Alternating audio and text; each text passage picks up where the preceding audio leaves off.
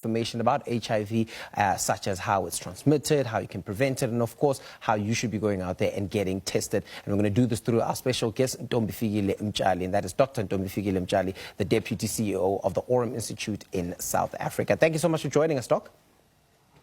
Thank you. Thank you for having me, and good morning to your viewers. Lovely. So let's jump into it. It's still a very important question to ask, but this HIV and this AIDS, how does one get it? As you've mentioned, HIV is transmitted through body contact.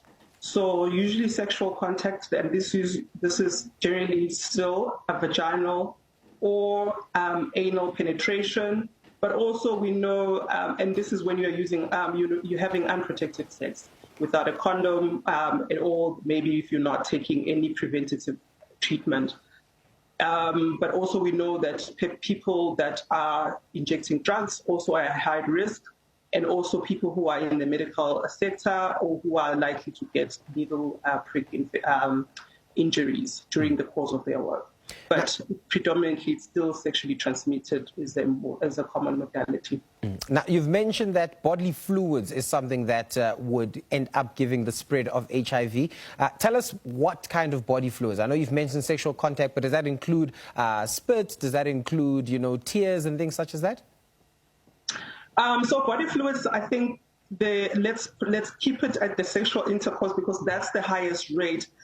We know that the virus in tears or the virus in spit it would be very low. So it's very unlikely that you can transmit HIV through that. I think you will have to have a lot of the fluid, but definitely the sexual intercourse because of the rigorous nature of it and also the exchange of those body fluids. Now, a lot of the time patients would, or just the everyday person at home would always wonder about signs and symptoms and things that they need to look out for if they suspect that they might have HIV infection. Do we have these in this infection?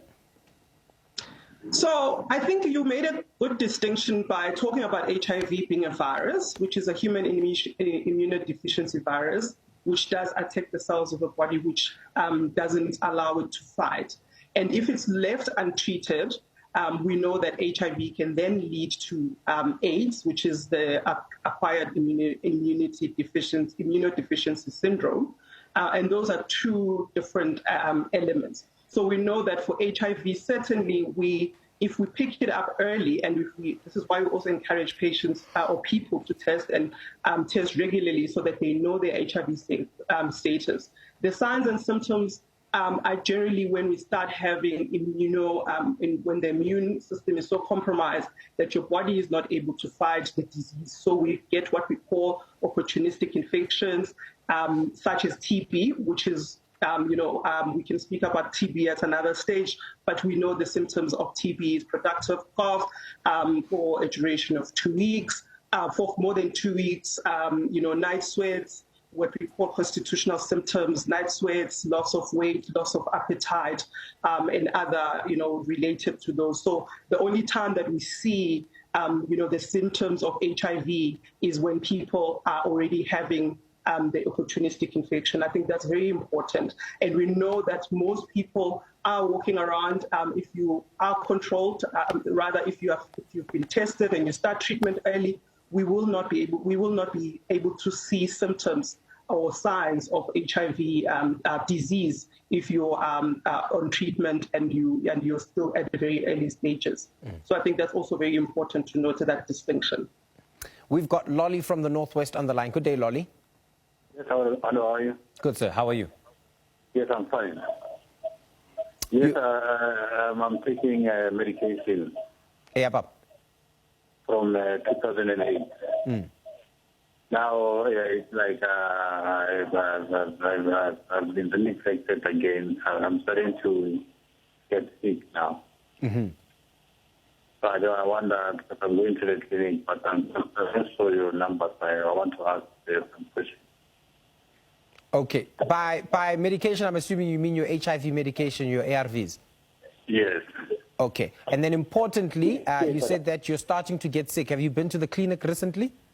Yes. It's just that it's only, they say my viral load is high. Now I'm asking what will happen next now. All right, lovely. We'll ask the doctor this question and we'll get back to you. Just listen through the TV, okay, Papa?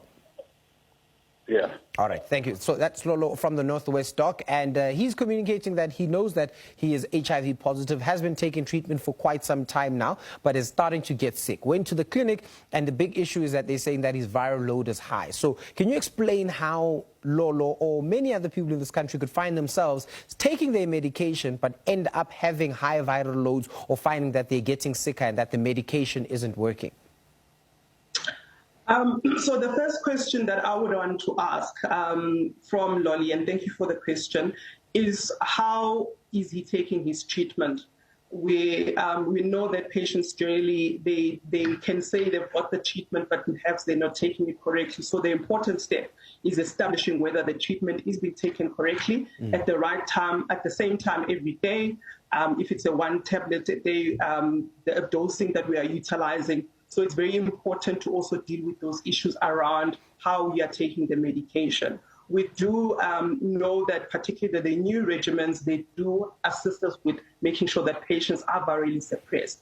Now, Lolly indicates that at the clinic, they told him that his viral load is high. So we certainly need to look at the adherence issues, but we could also look at other factors that could be making him, if he is absolutely compliant, we do adherence, what we call enhanced adherence counseling. And if he is indeed compliant, then we need to look at what is the cause of the viral load. Is it perhaps that he's going into viral load, what we call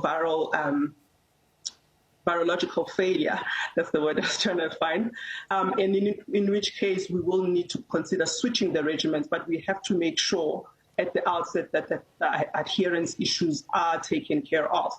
And if he is, we also, if he is worried that he's getting sick, we also, we have to, part of the counseling is making sure that for his sexual partners, he is using condoms.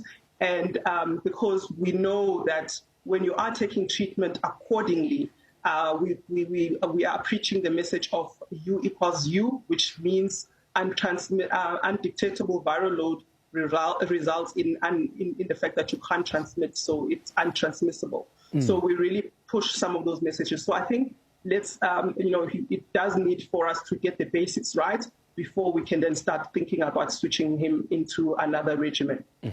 All right, Papa Lolo, I hope you handle hore ba itseng ka taba e o ye clinic ba o check ba bona hore medication o nkang ke yona yo sebetselang na before ba o change ba o kenya ho eng. We've got an anonymous caller rather. Good day, anonymous. Seem to have lost anonymous, but I'm sure they'll call back a little bit later on. Doc, before we wrap things up on our end, I think an important one is asking the question of who's at risk of acquiring HIV and what do the different risks look like for different groups? Yeah, I think that's an important question. Thank you so much. I think generally the general population is at risk, but we have people that we classify or what we call or target population groups that we call key populations or priority populations. We know, especially as we are reaching saturation and we are struggling to find, people, diagnosed, testing and treating. So we have to move away from the universal